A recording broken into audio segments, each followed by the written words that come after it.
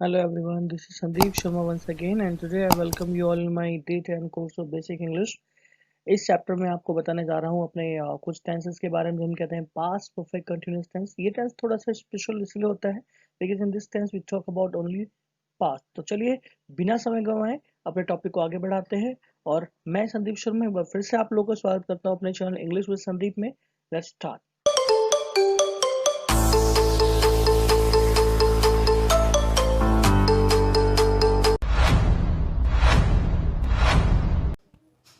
किसी भी सेंटेंस को समझने के उसके रूल्स बहुत इंपॉर्टेंट होते हैं, लेकिन मैं यहाँ पे एक बहुत ही सिंपल रूल्स के बारे में बात करने जा रहा हूँ।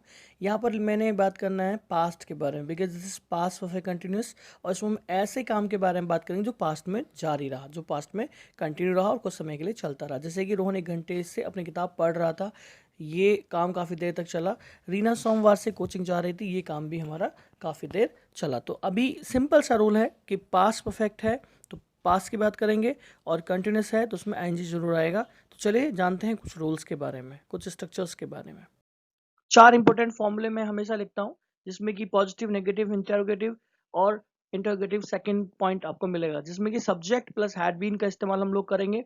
एक्शन प्लस आईएनजी इसलिए है क्योंकि हम कंटिन्यूस टेंस की बात कर रहे हैं। फोर सेंस यहाँ पर टाइम के लिए आता है। It is same like present perfect continuous, बस क्या है कि इसमें हमें पास्ट के बारे में बात करना है, उसमें हमें प्रेजेंट के बारे में बात करना था।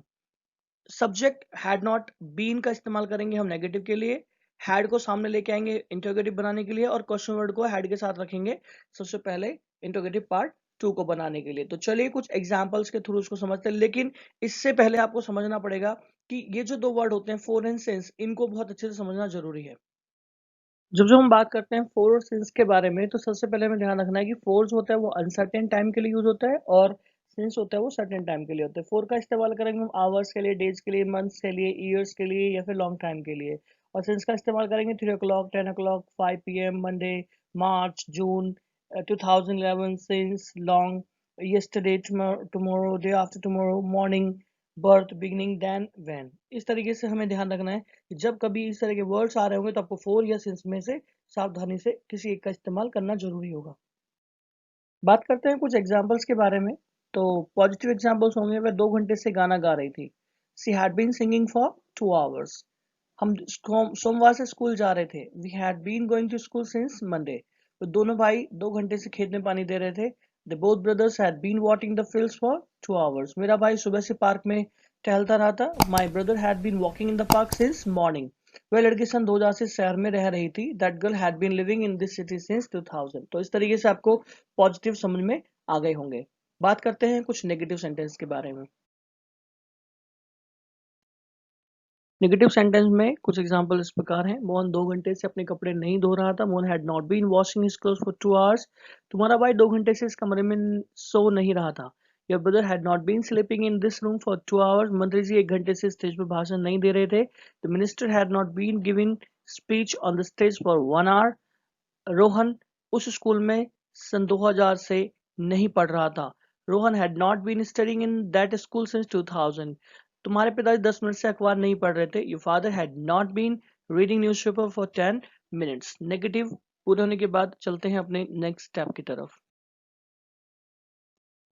जब हम बात करेंगे इंटरोगेटिव फर्स्ट की तो उसमें क्या शुरू में आता ही आता है, देखेंगे। क्या तुम्हारी बहन सुबह से इस कमरे की सफाई कर रही थी? Had your sister been cleaning this room since morning? क्या चंद्रमा 1 घंटे से आकाश में चमक रहा था? Had the moon shining in the sky for 1 hour?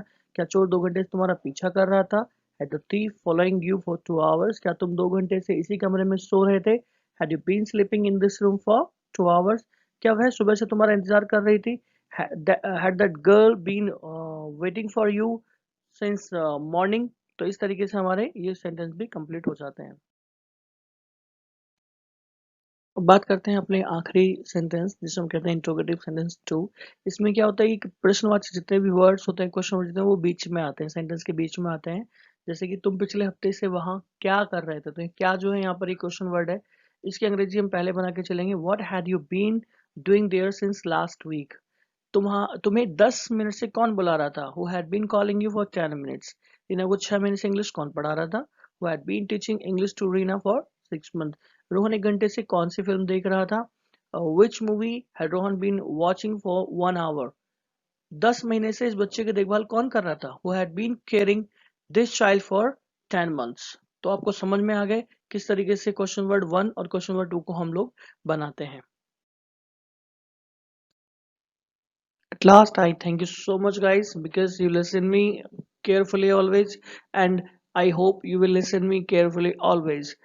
लेकिन मेरे चैनल को छोड़ने से पहले मैं आप लोगों से रिक्वेस्ट करना चाहूँगा, please like my video, subscribe my channel and please share my video, because आपका एक शेयर, आपका एक लाइक मुझे मोटिवेट करेगा आगे बढ़ने के लिए.